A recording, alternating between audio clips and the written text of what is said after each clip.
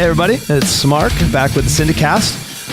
Kind of a cool conversation this week. I got a call from a gentleman I met down in Texas named Louis Basono, and he wanted to talk about how to upgrade his video content from what he's doing currently. So this conversation is going to be about all things digital media, and see where it goes. All right, everybody, welcome to the program. Hey, cool thing just happened. I became an Amazon influencer, and I'm pretty stoked about it. And what that means for you is that there is all the recommendations you hear from this podcast and any other podcast I make are going to be available to you on Amazon. So you can just go right to my page. Look, full disclosure, I make a tiny little piece of money on that, and I'm not too proud to say that. Helps keep the lights on here at the Syndicast and all the other things we're up to. As you're about to find out, a lot of this gear that we use is very expensive, and it certainly doesn't hurt to have a little income stream. And so a couple ways you can get there. One is you can go to amazon.com/shop/Hawkeye Ordnance 3-gun. I just love the ring of that because it's just sticking it to Amazon. Or you can go to the HawkeyeSyndicate.com. That's our marketing company's page /Syndicast-2, or just click the Syndicast, the hashtag Syndicast link on the first page. And then there's like a button there. It takes you to gear, business, and supplement recommendations. So, all right, enough shameful promotion. Here we are. Welcome to the show, Louis. Hey, Mark. Thanks for having me, man. I'm really excited to be on here. Yeah, it's super cool. Well, we met down in Texas at the Vortex Presents Shooter Source 3-Gun Championship. And we were just chatting away, and it just so happened I got some footage of you on the drone. Yeah, for sure. So you were running the camera gear, and I remember actually the stage before that, I think, or the day before, I had asked you if I can buy the video from you just because I know how much work it goes into putting that stuff together, and I was like, I don't want to have to just take time editing and cutting footage to give me, so I was just offering to buy it, and you so graciously said that, nope, I can't buy it, but I can have it. And man, thank you so much for that. It came out awesome. Yeah, you're welcome. Yeah, I have never. So look, there are lots of ways that I make money, and one of them isn't taking it from shooters.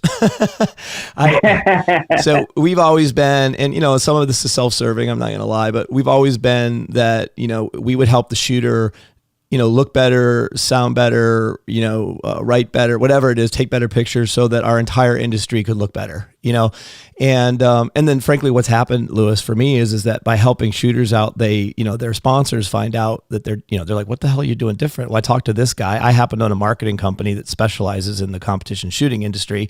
And, that is almost between that and what we do here on the podcast is really the only lead generation we do for new clients. For sure, man. For sure. Yeah, and it works out great, and I don't have to, like cold call or any of that crap because I don't like to do that. And it just seems to be just enough to keep us kind of always growing a little more than we're declining, which is perfect. So, yeah, it's the way we roll. Yeah. So really cool. So then we ended up in our conversation, a little bit about. You were asking some questions like, I want to upgrade my video content a little bit. And so we just kind of started talking about that. And I was like, man, we should totally share this with everybody. So that's the conversation. But before we jump into that, tell us a little bit about you and how you got into action shooting and, maybe a little bit about what your goals are for content. Sure. So I'm from Rhode Island, born and raised. I've been shooting 3-gun for about 5 years now. I would say the past 2 have been a little bit more serious for me. I got into action shooting locally. We're shooting bowling pin matches, kind of a head-to-head type of thing, Sunday morning for a few hours. And that soon progressed into steel plate challenges, head-to-head. And just like everybody else that I've ever heard with the same story, I just wanted more. Yeah. It's always, I want to move, I want to shoot, static paper and standing still just wasn't for me. So right around 2012, 2013, I started looking at some videos on YouTube of 3-gun.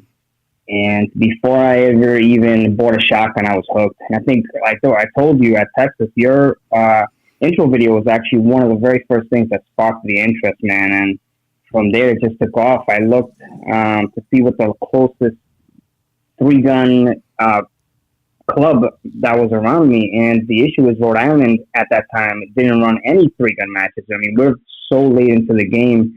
Our first 3-gun match was actually in 2015. So being close to New Hampshire, they were offering intro classes at that time. I took an intro class, and from there, shot my first couple matches, and every year got, added a little bit to the knowledge pile there from watching everybody else and listening. And sooner than later, next thing you know, Rhode Island started offering three-gun introduction classes and matches. And it's just my, love for the sport has grown from there, really. Yeah, I got that. It's a funny thing. There are very few people who are half into three-gun. You kind of get the sickness or you don't, Yeah. I found out that typically the people around here, at least the ones that I know that get into it, and they're like, if they dabble into it, they're either going to go all in, like ball to the wall, or they're going to get out of it. Totally. Typically, there's very few, like, weekend three-gun warriors. Usually I see the same faces at just about every match. So I know there's a lot of people that love the sport, maybe not as much as me and some of the other ones, but the demand is definitely up there. Yeah. Here in New England. So how many club matches are you doing a year at this point? Last year I shot, I think, 15 club matches. All right. And how many majors? Last year I shot 6 majors. Wow. So you're shooting quite a bit. I mean, you're definitely more than an enthusiast. Yeah, no, I definitely, what did it for me was a Blue Ridge. Funny story about that. I was looking at some Blue Ridge video and I happened to send a Hail Mary email to, I love telling the story. I sent an email to Jerry Mitchell, like not thinking I was going to get a response back. And I basically asked him, how does a guy like me get on a squad with a guy like you? And he was like, no, you're good to go. And I sent Andy an email saying, hey, Jerry said it's okay for me to squad with you, blah, blah, not thinking anything of it. And then when the day came and I was like really on this squad with some heavy hitters, the Mullers, Aaron Hayes and crew and Jerry. And from then on, it was like it just took off like a rocket ship. I needed to change all my gear and learn a whole bunch of new skill sets. I had no idea what a major match was to begin with. Never shot outside of 200 yards. So that first Blue Ridge match was an eye opener for me. And then from then on, it's just been skyrocketing from there. Man, that is a great story. Look, isn't it? Well, I mean, look, I'm stumbling on this because I just get so excited to hear. There's no other sport in the world you could call like the top shooter, and just be like, hey, I'd like to squad with you.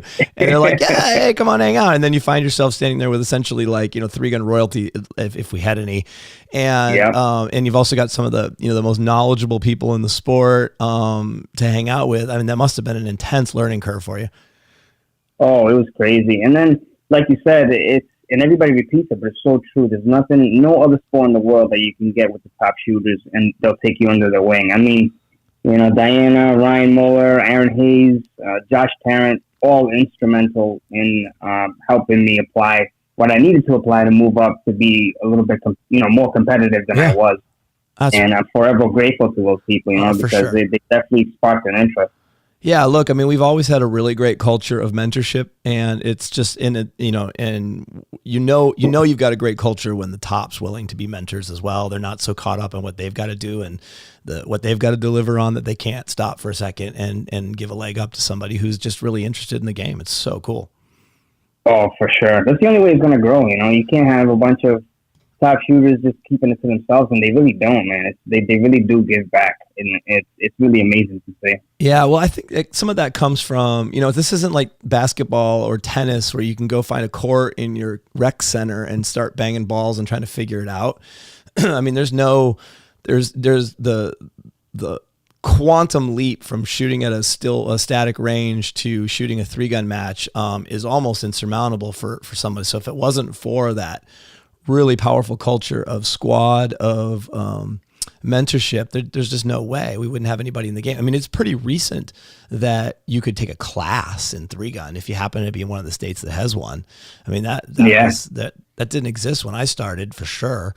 And it's super cool that it's out there now, but it's still getting some. I mean, the hardest thing to do is just get them from surfing the net to their first match. I actually met a guy the other day at the dog park, and he overheard me talking to my girlfriend about three-gun. He was asking me about it. I'm like, yeah, come out Wednesday night. He's like, I don't know. And I'm like, no, just come, just bring your guns, whatever, show up. We'll figure it out. I'm like, I can't explain to you how cool everyone's going to be to you. You just need to know that when you get there, you're going to be taken care of. And he took me up on it. He showed up at our Wednesday night match.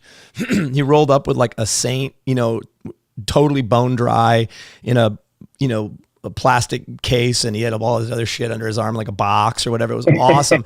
And he rolled up, and everybody was like, "Hey, here's my JP. Here's my Benelli M2. Oh, you want to try out my Atlas Gunworks pistol or whatever?" I mean, it was literally the guy got to try out, 15 grand worth of guns over the course of the evening, and he's hooked. Yep. I mean, he's all in. And then he was like, "Well, I'm going to go buy a bunch of stuff." And everybody said the same thing. Don't. Just use our stuff. We'll work it out. And for now, you need to seriously get a pistol, because you can't shoot that little shorty defensive gun. That's not going to work. Don't touch the Saint. Just get a good pistol. We'll loan you a shotgun. Come out and shoot a few more times. And and the guy I saw him at Arms and Arms, which is my local shop here, and he's already picked up a Stoger, and he's screwed. We'll be seeing him for a long time. So, I miss those days though, man. You start off with I started off with a pump shotgun, my Glock 19, with like a $19 eBay holster. I literally had no caddies, no nothing.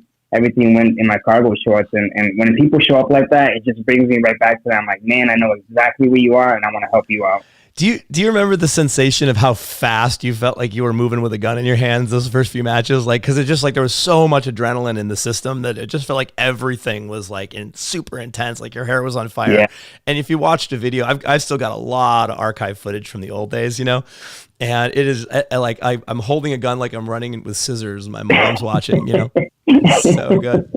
It's absolutely painful watching old match videos. Yeah, those like, oh my God.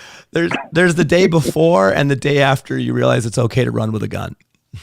And that literally is what it looks like. Super cool. Well, so we're going to jump into this content thing, and you're no stranger to this. I mean, you sent over a little bit of your bio for me, which was really helpful. Thank you for doing that. You a bunch of years ago were doing like comedy shorts for Instagram. Yeah, so that was back when Instagram was still only 15 seconds. And I really jumped on the bandwagon. I'm kind of just a goofy, playful kind of person, and I've always just been that guy in the group, So I started doing a couple of short skits for Instagram videos, and it gained a little bit of a following, But the thing, I think I told you via text or email, it started becoming to the point where people were like, I think at that time you could buy followers and, fake followers and things of that nature. And the thing that bothers me about that is that I've always wanted to just grow my audience. I don't want to buy it. And I think subconsciously people look at pages that have 20,000 followers and automatically think that something important must be going on there. And they'll discredit pages with, for example, 500 followers. And I found a lot of that going on, and it kind of really discouraged me. And at the same time, simultaneously, the 3-gun thing started happening, and that kind of died off. But that's basically where the content thing started, and that's how you and I actually got started talking about it. Yeah, interesting. It's just a couple thoughts on that real quick before we move on. For one, anybody who bought Facebook fans back in the day, which translates to Instagram pays as well, they actually ended up tanking their overall ability to get their message out in the long term. So in the long term, for sure. So like, let's just say a really good example of this is when I started working with Shooter Source, he had like 12,000 or 13,000 Facebook followers, but you'd put a post out and you get 2 or 3 likes, maybe a comment. Because what happens with Facebook is they sample, if you're human, like if you're just like, it's my personal page, it's treated as everything goes into the feed if you're my friend, right? But when you follow a business profile or to a lesser extent, but still one of these vanity profiles like, Louis Bissono 3-gun shooter or whatever, right? They're set in a different gear. And so basically the way this works is Facebook samples like 10 or 20, no one knows the number, but let's just say it's 20% of your audience, right? So 20% of 12,000 people is 2,400 people. And if that 2,400 people doesn't like, engage, or comment, meaning it's compelling, then they don't push it to the rest, and someone has to go to your page to see it. So if you have half bought and paid for people who aren't really interested in your content, it's the same sample size, 2,400, but only half of them are actually humans interested in your business.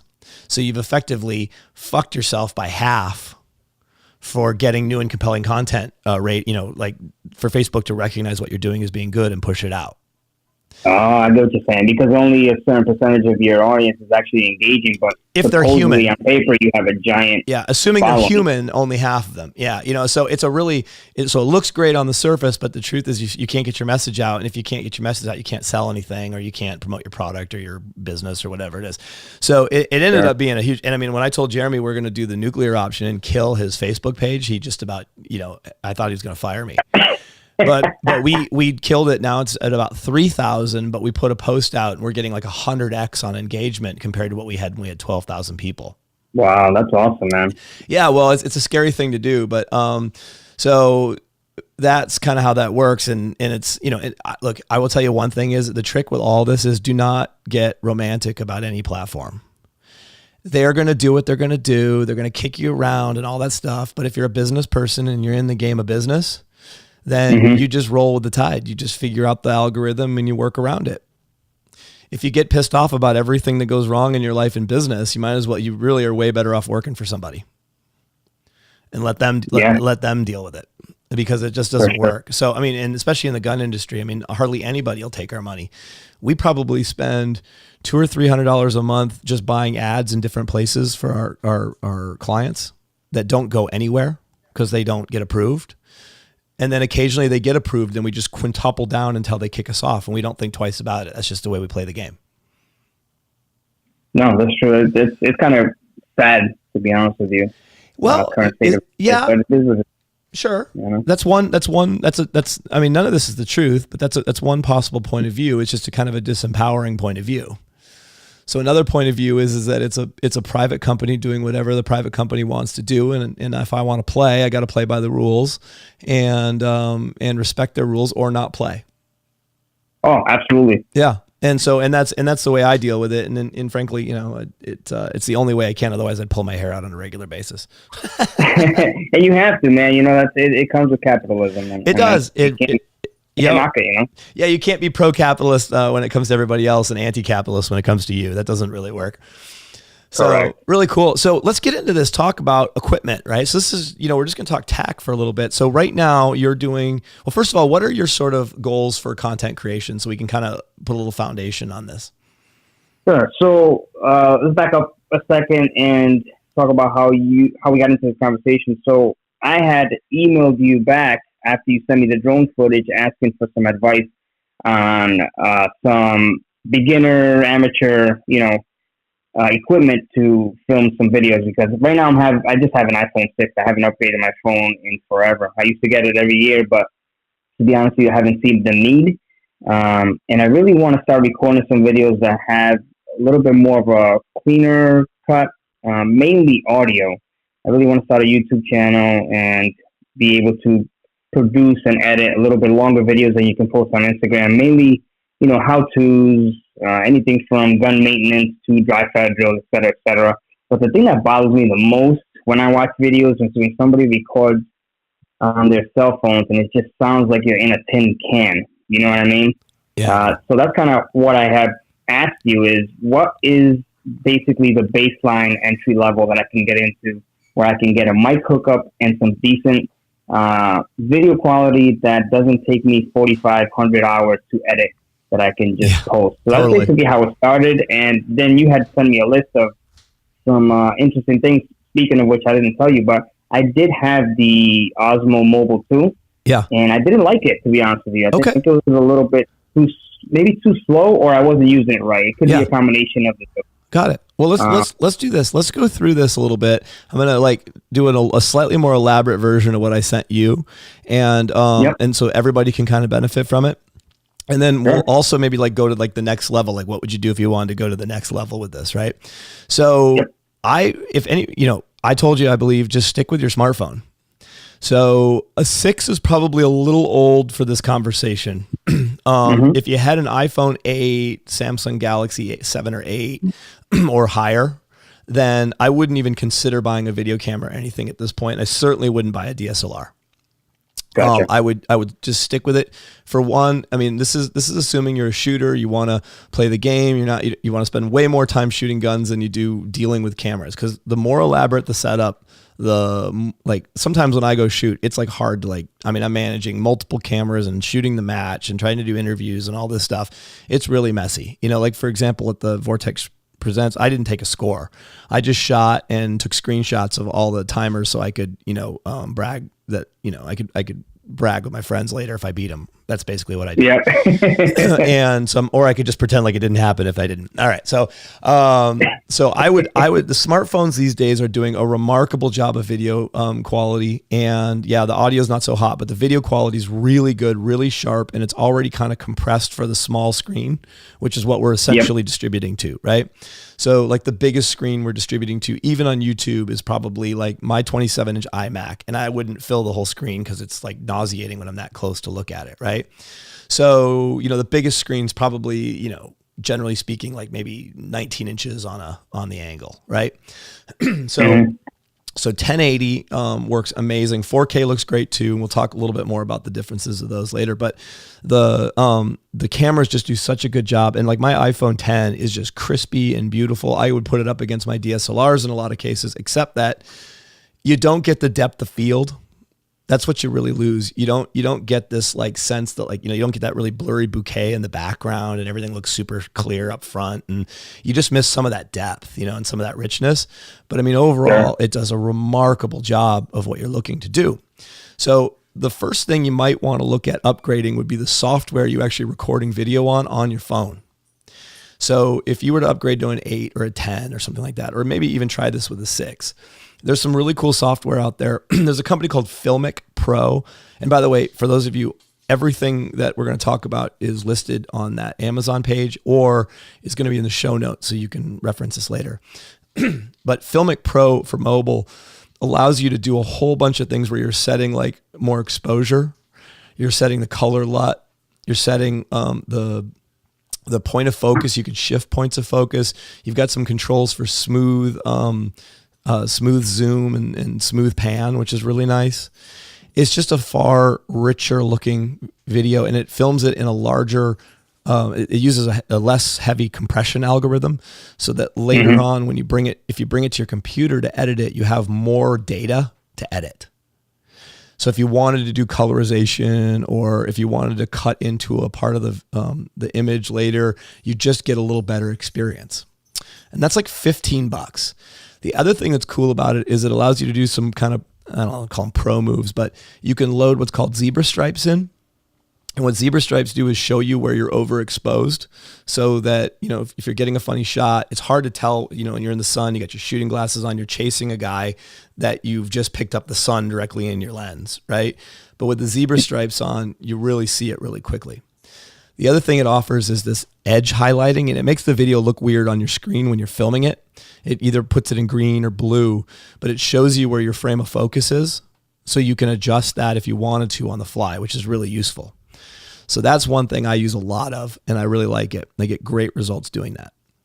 And then from there, the next thing I would get would be some sort of a tripod, either small or large. And there's a bunch of companies. Manfrotto is probably one of my favorites. They're a little on the expensive side. You can find all this stuff cheaper if you want to just get cheaper stuff. That's fine. But if you want lightweight, ultra compact, which by the way makes a real difference when you're trying to find a spot in your gun bag for all this, I would just get a little tabletop tripod, and then you can use it as like a gimbal hand for when you're filming. It helps you kind of get around the corner and that kind of stuff when you're chasing somebody. Yeah. And those are like $20. And then you can go all the way up to getting like, I use these Manfrotto ultralight tripods. They're like $200, but they fold down to about 18 inches long and 3 inches round, and you can stick them in just about anything. They're really great. And just consider taking some video statically instead of constantly doing the Saving Private Ryan chase scene, when there's things shaking around and all that. That looks great, but if you want to put some context to it or have some conversational domain for it, putting it on a static stand really helps. And it also, heaven forbid you're on a squad with Jerry Michulik and you got your phone with you and you want to do a quick interview, you could pop that thing up on a tripod and get a really nice interview. And it's just for a few bucks. And then to address the sound, there's a couple things I really like. So there's the Rode Video Micro. They're like 50 or 60 bucks. They come with the little dead cat, the little furry thing that fits on the end to bust up the wind. It's a passive microphone. So it's not going to pick up, like a shotgun mic, like across the room and edit everything else out. But it does give you a bit more of a directional recording. So mostly what's in front of you is getting recorded versus everything else that's going on. Like, you're chasing a guy and the microphone on the actual phone is going to pick up like you kicking around gravel and stuff almost as loud as the gunshot. Oh, wow. Because it's compressing everything so much to deal with the sound. So this little mic for 50, 60 bucks, it comes with like a little, you got to find a way to mount it to the phone. We'll talk about that in a second. But it's got all the cables you need to go into your iPhone or go into an Android or whatever it might be. And that's I use that microphone probably 80% of the time, even on my expensive cameras, because it just comes out sounding really good and it handles the gunshot really well. I've got some nicer shotgun microphones that we use. Like Rode also has one called the Pro or Pro Plus or something like that. And it's an active microphone, so it's much crisper sounding, like with dialogue, but it gets a little overdriven with the gunshot if I get really close to somebody, which is what I usually do. I usually chase them pretty aggressively. And what do you recommend for example, a lot of the how-to videos? Let's say I'm cleaning a pistol and I want to have a camera angle that's directly overhead of me. Yep. And some of these videos I see is like super crisp, and other ones are like, okay, somebody's holding it over your shoulder, and it looks like shit. Got it. So for that, totally. What do you recommend? Yeah, put it on a tripod for sure, and have it and get your angle right, and then sit however you want to. Frankly, whatever you're pointing at, if you're doing a tabletop video, right, and you got it pointed over the top, like you're doing the classic old Nut and Fancy, where you just see the guy's hands and the dialogue. I mean, what he was doing in those days is he had a camcorder between his legs. He's straddling the tripod and he was working his hands around it and looking through the viewfinder to do his work. That's literally how all those videos were filmed.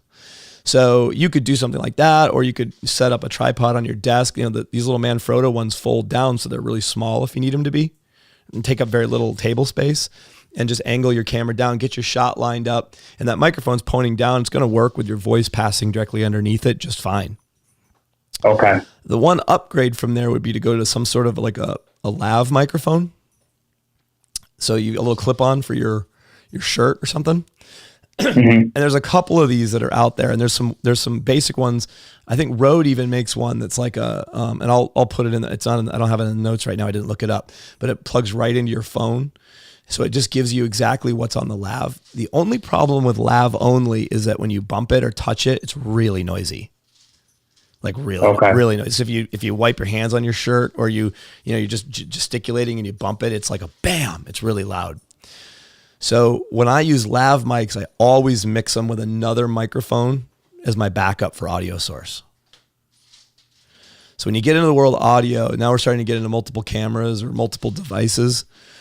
The one thing you can't really monitor with these phones, this is one of the real downsides of filming with the phone, is that you can't monitor your audio while you're recording.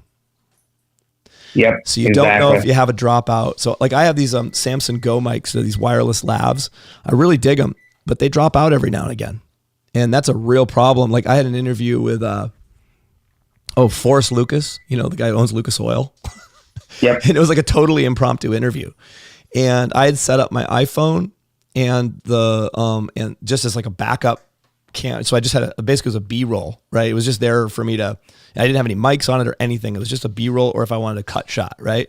Because all I had with me was my one big video camera and my shotgun mic. So I filmed the whole interview. And the mic wasn't working. So my main camera source had no audio. So the whole interview, you see the video from the main camera, but all the audio from the interview is from my iPhone, which is over in the corner. Now it's noisy in the background. It didn't do a great job, but the truth is, if I didn't have it, I would have wasted, the only interview I'll probably ever do with a billionaire.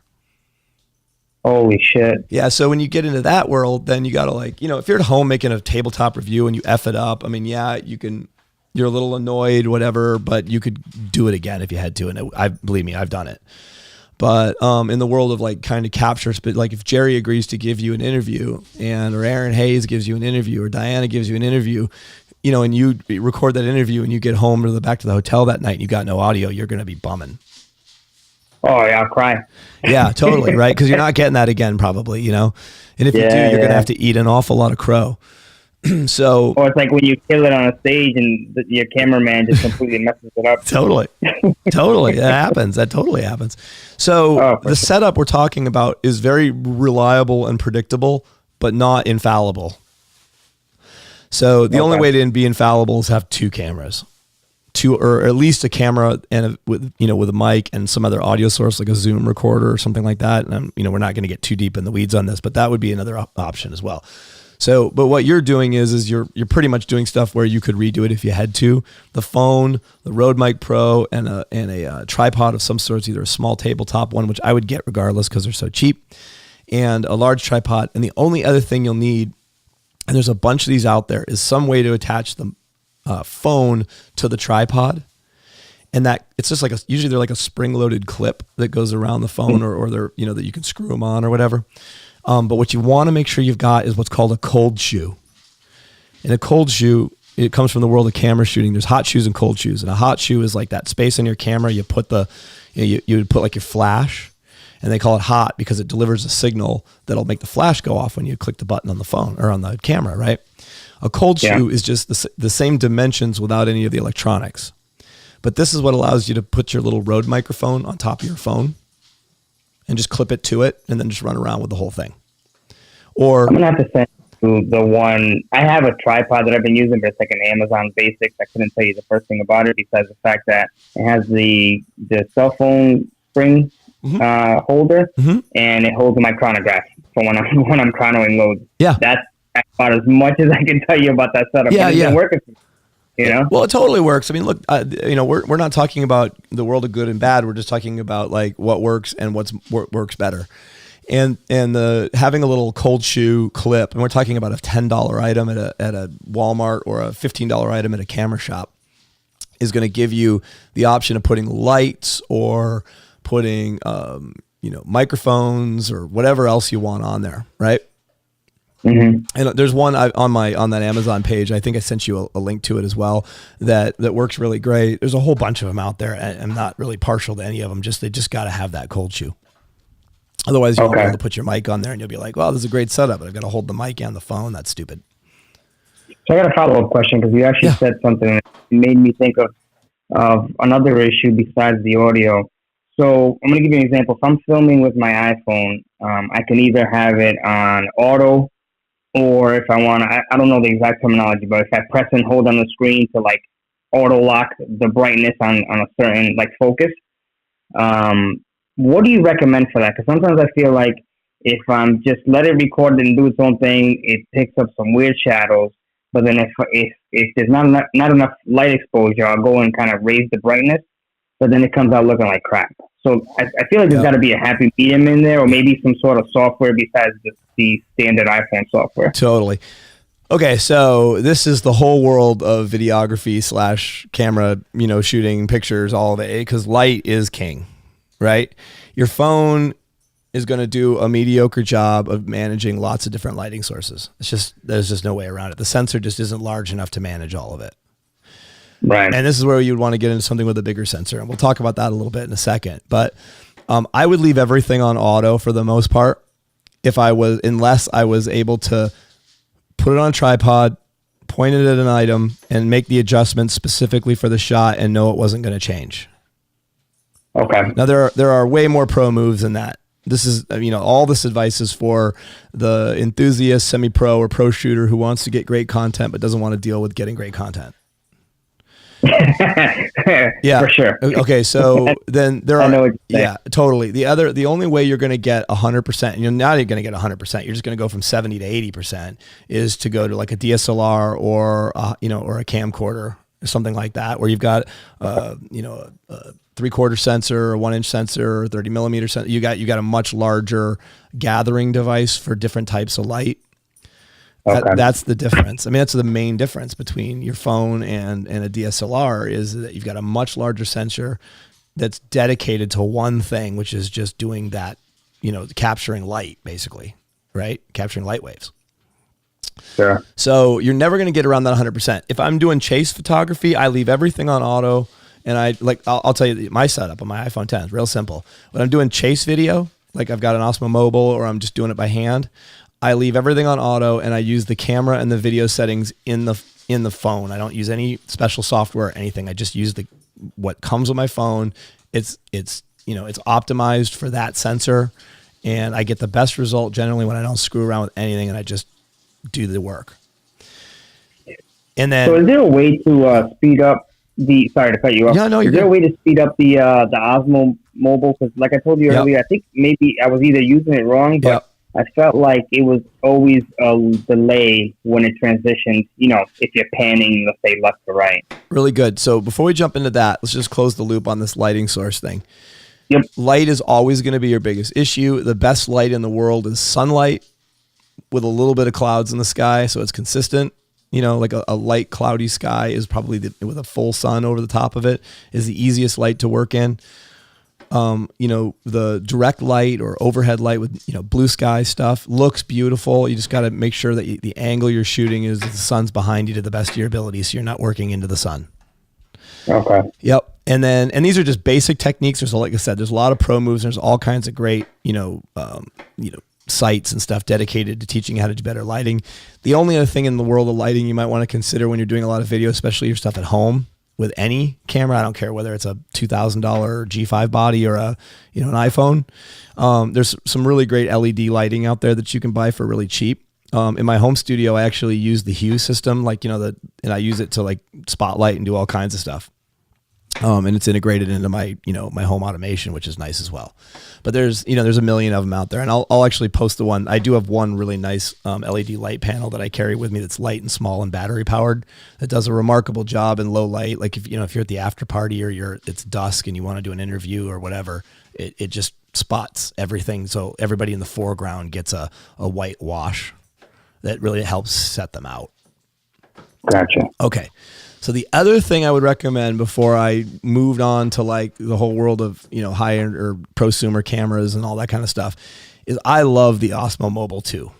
I think the thing is amazing. I've been using the Osmo and now the Mobile 2 for 4 or 5 years. And there's two things about the Osmo you got to know. One is any gimbal that you use, whether it's like one of my big Zhiyun ones for the Lumix cameras or it's my little Osmo Mobile 2 there's a learning curve. You got to learn how to shoot with it, right? And a lot of it is just knowing where to be in the shot when you're chasing a shooter. So one of the things that makes me a good cameraman for 3-gun is that I shoot 3-gun and I know where that target got missed and where he's going to post up to take the shot more likely than not, right? And so it's just kind of knowing where to be. There is a sport mode on the Osmo Mobile 2 that makes it react much faster. And I 100% user error. Correct. Yeah, it is. I bought one of these. In the olden days before all these gyro stabilized gimbals that are out there now, they would use these things called Super Glide or Pro Glides or something like that. Basically, it's like a 4-foot stick, and the top is heavily weighted, and your camera goes up there, and the bottom's got a counterweight on it, and then it's got a really expensive ball bearing. Gyro with a handle attached to it. And if you got if you got all the balancing just right, it would give you the glide cam, that's what it's called, glide cam shot, right? And I've used that thing. You saw I had one down in Texas. I was demoing it and I couldn't get it to work. And my cameras were too light for the size of glide cam that I bought. So it would just basically I'd run and it would just keep moving. The bottom would just swing along with it. So it didn't work great for me. They're really cool, but those took you had to be like a master in it to make it really great, even if it was balanced perfectly and you had a heavy weighted camera. These gyro stabilized ones take a lot of the guesswork out, but they still leave you needing to practice. So good way to practice. If you got a dog, go chase your dog. Okay. If you can keep your dog in frame and keep it smooth, you're ready to go for 3-gun for sure.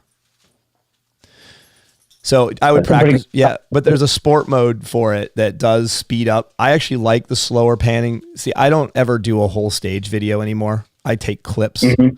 So I'm way more concerned with getting like the shot from box A to box B where they're engaging X targets with Y pistol that I need for the video I'm doing. So I'm all set up to just do that. It's really rare that I get full videos of stages. Yeah, and that's the vibe that I got was when I started working with it, I'm like, either there's a huge learning curve here, or this is definitely for somebody that's into videography, photography. Same thing happened. I actually won at work a drone, a Phantom. I couldn't even tell you. I think it's a Phantom 3 4K or something like that. And the thing is just like a professional drone, and I'm like, and here I am, an iPhone 6s. I'm, trying to work this thing. And this is way too fancy for me.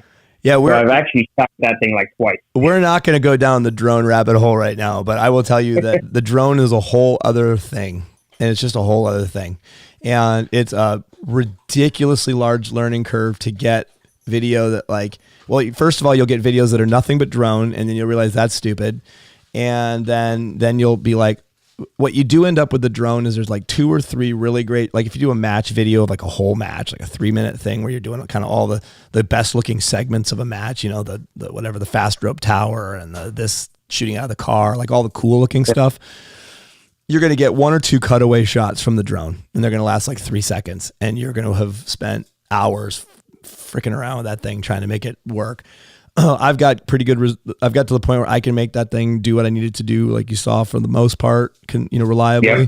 But if that was the only camera I had flying, A, you got no audio, so you have to have another camera or some other audio source, and B, like if you're trying to shoot the match at the same time, I won't bring a drone and a gun to a match. Let's put it that way. Gotcha. No, it makes sense. That's a lot to deal with. It really is. So. Just to close the loop on these gyro stabilized gimbals, what we're pointing to here is a way to stabilize your images so they don't have that shake, like it's not a Saving Private Ryan, intro. And they do, when you get them dialed in and you follow somebody with that and you've got the microphone attached and the whole world of it, all the things we just talked about, you can get video on, like, especially on these newest iPhones or the newest, Pro Galaxies, or I know there's other ones out there, but whatever, the newest Android or the newest iPhone, these new mobile cameras married with this Osmo and a decent microphone, you can get almost anything you want accomplished. You can even set that Osmo Mobile up on a tripod and set it to follow your face. And while you're doing your review video or your how-to video, it'll actually track you. So it's like having a live cameraman. Interesting. It's not perfect, but if you get decent with it and you accept that you might have to do a couple of take 2s, take 3s to get it right, you're probably going to end up with something that looks like you had 2 or 3 people helping you put it together. Okay. So that's a very... Yeah. And look, at this point, everything we just told you, you've already got the phone, I assume, right? And you bought a $15 Filmic Pro Mobile package or app. You spent $20 on the small tripod, $30 or 10 more bucks on the little clip, $45, and you bought the video mic for $50 or about $100, and $120 for the mobile. For $220, $225, you could end up with a setup you could do almost anything you wanted to with and get a B+ result in every situation. Which is better than I'm getting now. So that's absolutely sounds amazing. Correct. It's super cool.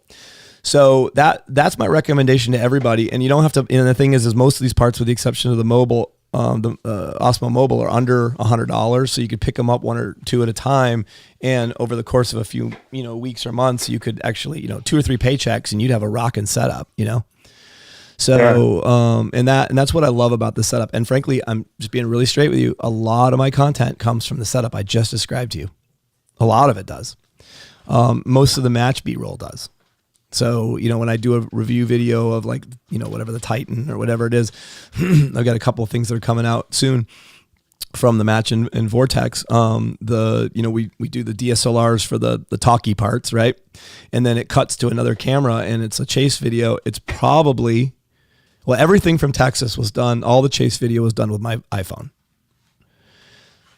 So it's pretty remarkable. And then, we've upgraded from there, obviously, because we're a production house. We do more than just this. So just to kind of like, as a thought exercise, I thought maybe we'd kind of go to the next level with this, right? So to jump into the next level, you have to have a conversation about 1080 versus 4K video. So I pulled this quote from filmora.com, which is a cool resource for all kinds of digital video media. So they say there's a number of reasons why 4K is pulled clearly ahead of 1080p in terms of picture quality. These reasons focus mainly on factors surrounding the way it is able to resolve extra fine detail. Being able to see this detail when seated closer, because we're sitting a lot closer to video on big screen now, from a production point of view, is really powerful. And the ability to scale down the recording to regular HD from the larger format while retaining that high contrast of the detailed picture from the original. So they quote the top 3 reasons that 4K trumps 1080 is detail, closer viewing, and scaling. Now, the reason I would say it trumps 1080 is if I film in 4K and I frame my shot a little bigger than I normally would, I have the ability to punch in without losing resolution when I compress the whole thing down to 1080. So What does that do for you? That gives you a chance to effectively get 2 camera angles out of 1 camera. So you can go tight face, full body, tight face, full body, in and out of the conversation. So if you're talking, you can go right into the guy's face, doing the introduction, and then blow it out when they pull the shotgun out to show you the whole image. And because you're going, it's such a big picture, you can cut in and out without resolution issues is when you're coding it for 1080 to put it out on YouTube or Facebook or whatever. So it's a huge benefit for the guy who's doing the one camera job. It makes a big difference.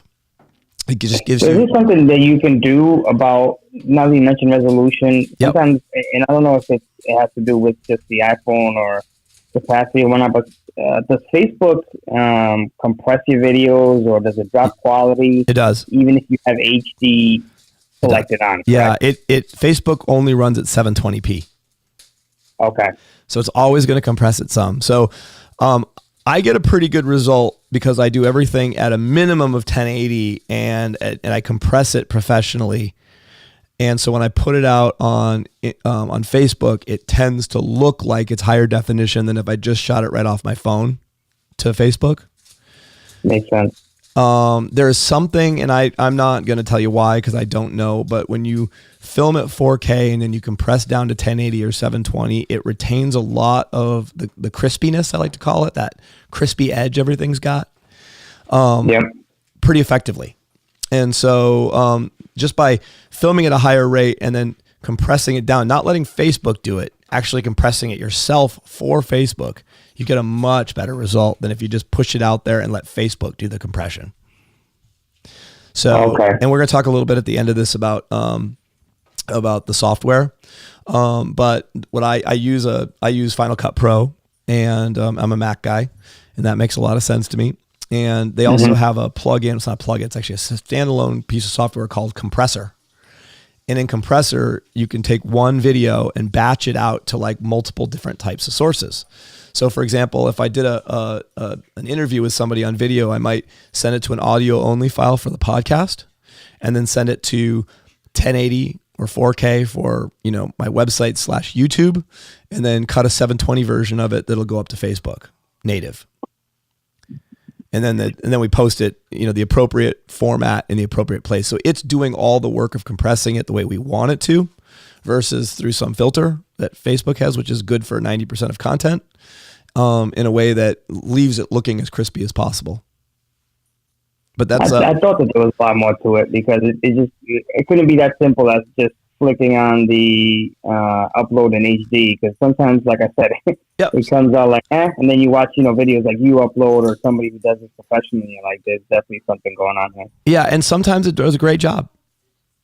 It's just, but and I don't know what the deal is with that. The other thing too is when you load it the first time, it doesn't matter what site it's on. There are algorithms working on it in the background, so they'll load it at one resolution in order to get it up quickly, so it looks like their video server is powerful and fast. And then, as you'll notice if you go back and watch it like an hour later, it just looks better. It's because it's completely it finishes compressing. I don't know that that's true. I've just done enough of this that it always looks better an hour later than it does when I post it, especially if it's a really like high resolution video. And inside I've got a Vimeo account, which is kind of like YouTube, but it's paid. So I can put it on like websites without, ads and all that crap. Right. and they show you like, there's like a meter that shows you how finished it is. It's like, it's available to watch, but it isn't completely processed. Okay. So I'm just kind of making the assumption, and based on just anecdotal experience, that that's happening. But I do know that when you do your own compression algorithm at home, you literally film it or you compress it for the project or for the platform you're going to release it on. You'll always have more control over the final look and feel of it. Do you select, I don't even know if this is possible, so I'm just going to ask it, a specific frame rate? Yes. Like, is that selectable? Or? Yep, it is. So that's selectable based on device, right? So a very high quality 4K camera is going to allow you to do 4K at, either the movie standard of 23.94 or at 30 frames per second. It'll allow you to do 1080 at up to 60 frames per second. And in some cases, 120. And at even lower rates, maybe even faster, which is how you get like slow-mo video. The nicer the camera, the better the processor, the more frame rates you can get at higher resolutions. So I film all of my iPhone video at 4K 60 frames. Okay. By the time it comes out on whatever, it's usually, I try to keep the 60 frames wherever possible, because in action shooting, that just tends to look really great. It's very crisp, right? But if I'm filming an interview with a gal, I might run like 30 frames. Like a conversational interview, it just has a little softer look to it. Mm-hmm. Or if I'm filming something, like outside of the, beautiful flowers and the park and the whole world of that, then you might want to use 30 frames. I mean, there's all these different things, and everyone's got their own opinion on this matter, by the way. So that would be another one to go out and do a little Googling on. But as a rule of thumb for me, the high resolution 60 frame rate gives me the result I want when I bring it back and load it into Final Cut Pro. Okay. No, noted for sure. Yeah. The downside to the 4K conversation is, and I talked to you about this a little bit, is you run into a couple of major issues around storage and processing power of the computer you have. So I have, a 2-year-old iMac Pro here that we do most of our video on, that's got everything I can stick into the particular housing that I have. And 4K video still takes longer to deal with. I can totally manage it. It just isn't as quick. I can edit 1080 video without any delay at all. 4K video, there's some delays while things are rasterizing in the background and stuff, or coming, kind of finishing the work that I need done. And some of this is just in the world of editing. If you're just cutting and splicing, none of this really matters, but you're moving around these big files and it just takes longer. So you can also edit in 1080 and then select the 4K frame. Well, this gets really technical, but one thing you can do is you can take all your 4K video, cut it down. You can compress it down to 1080, right? Record do all your editing in 1080 and then redirect the computer to look for the 4K files instead of the 1080 files. And it does essentially cuts all that time down, right? But now you got duplicates of everything. So now you got a storage problem. I'm filling up like 10 terabytes a year at this point with 4K. Oh my God. With just the 4K video alone. So processing is like storing all this video becomes a problem. So it's another kind of like nod to 1080 is that it's, 1080 60 frame is pretty storage friendly. It's quick and easy to, edit, blah, blah, blah. You lose some clarity and detail, but frankly, most of the time that stuff is getting put out on a lower resolution anyway. So generally speaking, especially for like the phone only user guys that we're talking to right now, like you in this particular moment, is 1080 60 frame is awesome, and it's easy to store and it's fast to edit. And that has a real benefit. Oh yeah, for sure. Because I don't have 10 terabytes to. Yeah, well, you're also don't have like 10 or 12 companies you're doing video for too. So no, but it doesn't take long. It doesn't take long to fill up. I mean, if you have a 1 or 2 terabyte machine at home and no external storage, you're gonna find yourself spending $200 or $300 on a 4 terabyte storage device, and then you're gonna find yourself going, man, this 4K takes forever, or my computer keeps crashing, and you end up you end up making a different decision about the machine you use. And now you're at like, you know, $3,000 a new computer and storage space. And so that makes 4K, you know, a little bit daunting. Especially, you know, if you can't amortize that. I can amortize that because I make a living off of this, but like, you know, for you or, you know, even Diana Muller, you know, it doesn't make sense for her personally, especially when she's got someone else chasing her around with a 4K camera who's got all the toys. Yeah, no, it makes perfect sense. Yeah. I appreciate it. Yeah. So then from there, it's like, if you wanted to go to the next level, like what would I do? And I would buy 4K cameras because at this point, I think you kind of have to. I wouldn't spend a bunch of money on stuff. They've come down a lot in price. So I would buy a 4K camera and film in 1080. It's probably what I'm kind of pointing to at this point. So, and if I was recommending something, I would really highly recommend for like you is to just get a good camcorder. And the reason for that is a lot of time you're going to hand your video device to somebody else to film you. And if you get into the world of DSLRs, they just are harder to manage. They're not as simple to use. The camcorders are designed to be idiot proof to some extent. They're going to keep the right things in focus and keep the other things out of focus. They're going to give you the best color possible. You're just going to get a much larger sensor though. So they're going to act a lot like your phone, but with a much larger sensor for detail and light, right? And there's a really good one. Sony makes one called the AX53, and they're like $800 to $1,000 depending on the accessories you buy with it in the package. And they're 4K Ultra HD.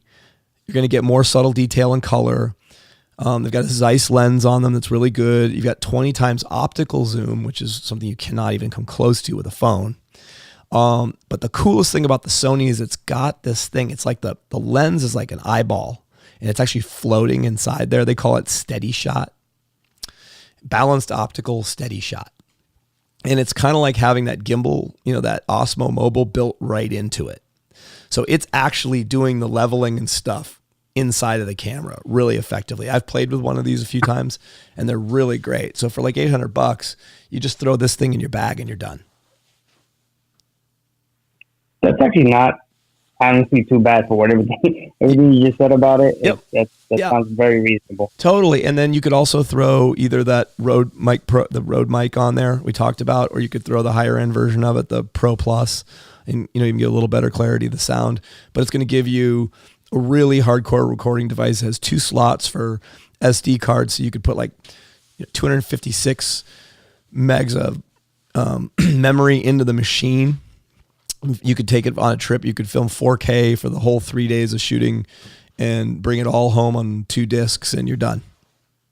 Really cool, really easy to use. It's going to give you a great result.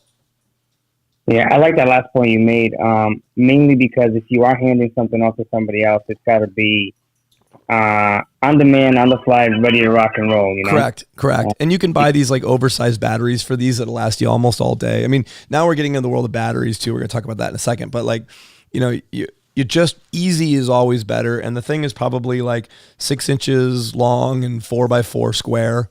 It'll fit in your range bag.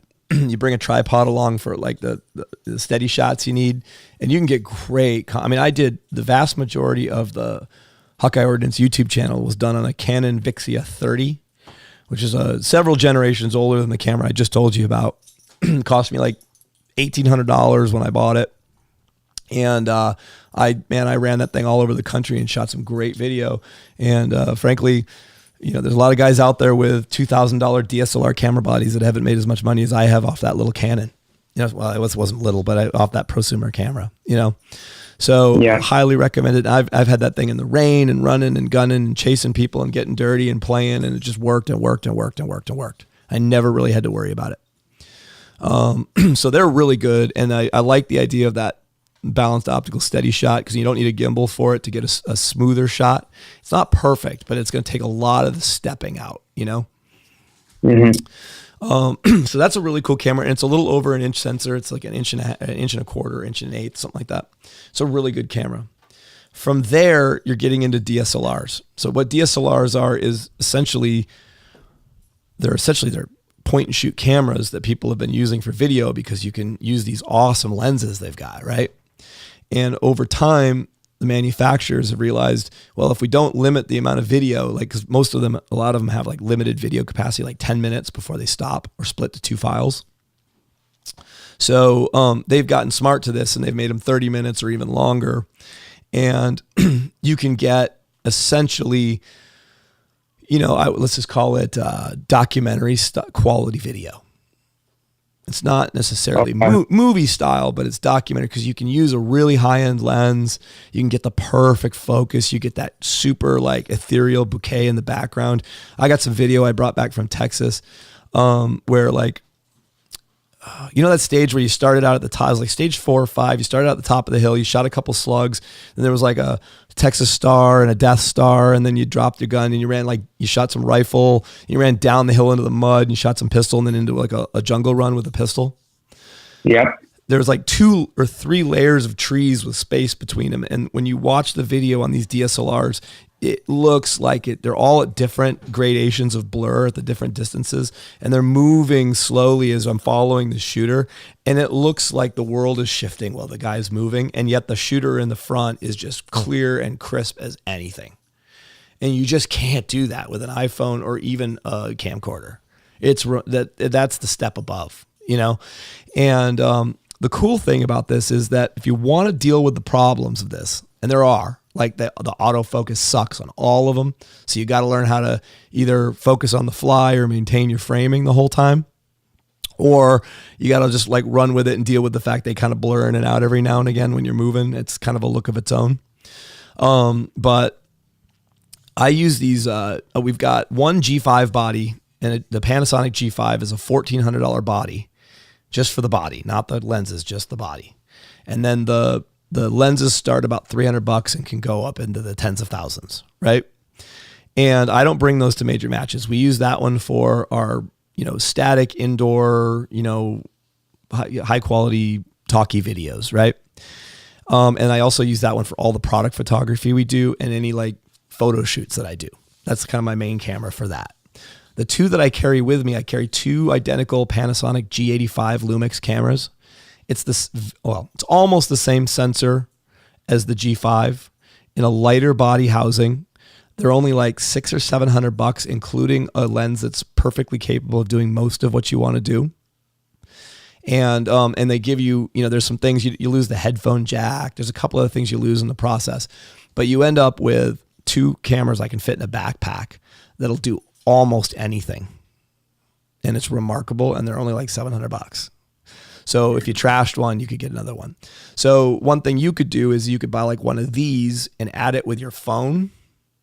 Use your phone as your mobile chasey camera and use this as your talkie and your review camera. And where you can, you got a static shot, you can set the focus and get it really dialed in. And mix the 2 of those together in an editing software somewhere. And that would give you, I did that almost all of last year and I had a great result. This year we bought the second camera. And now we've got just amazing setup, and it all fits in a little camera backpack. It's incredible. So they're really neat and they're really amazing. They just require, again, another level of like headache at the match. And in the world of I want to shoot the match and film the match, if you're not a professional photographer or videographer who just kind of knows what to do already, it's a lot to deal with. The good news is, sounds like it. Yeah. Well, the cool thing too is all the cameras or all the accessories I told you about in the first phase of this, all the microphones, the tripods, all work with everything on the higher levels, like the camcorders and the DSLRs. That it's kind of worth looking into. There's another DSLR to mention that it's on my page as well. That's the Canon D80. It only does 1080p, which is not a problem. It's not a 4K camera, but it's probably got the best autofocus available, and they're about $800. They have like a videographer package for like $800. It's a pretty good camera. So if you wanted to go the DSLR route, I would look at the Canon D80 and I would look at the G85. If you just have a lot of money to spend, you know, if you're just like, oh, I'm bored, I want to spend $3,000, then the Canon G5 is great. Sony A7 is great. There's a whole, well, believe me, there are guys listening to this that think that way. I'm one of them. You know how many bullets that is, Mark? I do. I'm perfectly aware how many bullets that is. Yeah, like that's 200 pounds of powder. Yeah, well, you'll notice that I didn't shoot for score in Texas. But anyway, so, you know, those are some really great cameras that I'd recommend for anybody that wants to go to kind of the highest level necessary for what we're talking about doing. There's obviously, you can go from there to the moon. I mean, believe me, we're talking tens and hundreds of thousands of dollars if you want to spend it on cameras. But everything we talked about so far would serve you incredibly well in the content creation world. It would be above gold. Even the basic package we talked about with the phone would be above gold standard in our industry right now. Yeah, no, for sure. That's why I kind of wanted to, you know, for years I've been using an app called Video Shop, and it's done wonders because I can't tell you how many people always constantly ask, how did you do this with your video? How do you get this transition? How do you get this sound? And it's all done on my phone. I'm like, dude, totally. I have an iPhone 6S with Video Shop. It cost me like $4.99. That's it. And I just, you know, speaking to you, I do want to make those small upgrades and, you know, boost the quality and things of that nature to get me where I want to be, which is, you know, I want to share what I've learned. Constant student of the game. And if I can put myself out there and help the next guy, that's awesome. You know, all the power to it. You know what I mean? Yeah. Well, just to close this, I mean, that's just fantastic. And that's what this really needs to be all about. It's not about the money. It's about what you want to do with it. You know, what's the contribution you want to make to the sport that's given you so much. For sure. The final piece of all this is the editing software. I mean, because at some point you got to turn this into something watchable, you know, and your friend, look, we all know when you give your friend the camera, there's a decent possibility there's going to be a dick shot. 100%. It's almost 100%. I usually get more crotch shots than stage videos. That's exactly right. You're like, why am I looking at Dylan Easley's ass? All right, so it's a fine ass, Dylan, but you know, I've seen far more of it than I care to admit. So Weber Tactical has been a client for years, and Dylan shoots for them. The fifth on that one. I've taken more pictures of Dylan Easley's butt than I care to get his holster. Anyway, a couple things on the software. There's a bunch of inexpensive, if not free options. iMovie for Mac users is free. Adobe Elements is like $70, something like that. For those of you, I don't use PC, so I apologize. This is kind of Mac heavy, but you know, I know Adobe Elements is really good on PC. That's $70. They probably have an inexpensive version.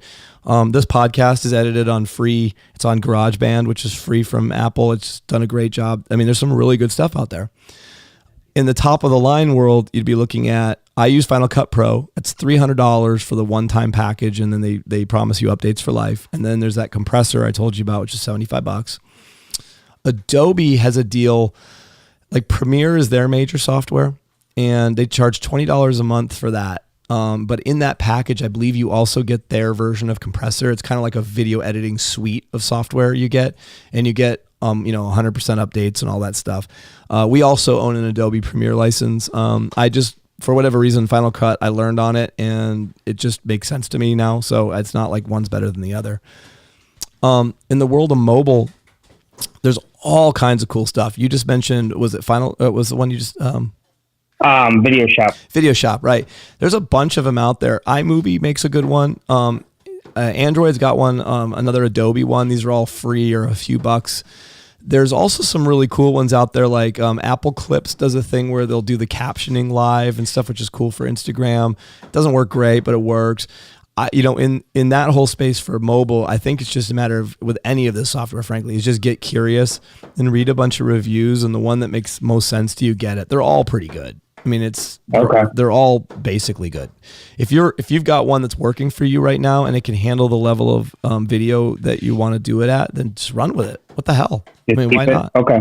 Yeah. I mean, look, it's like 3-gun. If you got it and it's working, you know, what the hell? I mean, I wouldn't go anywhere with it. Now, if you start getting into multiple cameras, you're going to have to move to a computer-based software at some point. Okay. And that's why I bring up like iMovie, and Adobe Elements, and even Adobe Premiere and Final Cut Pro.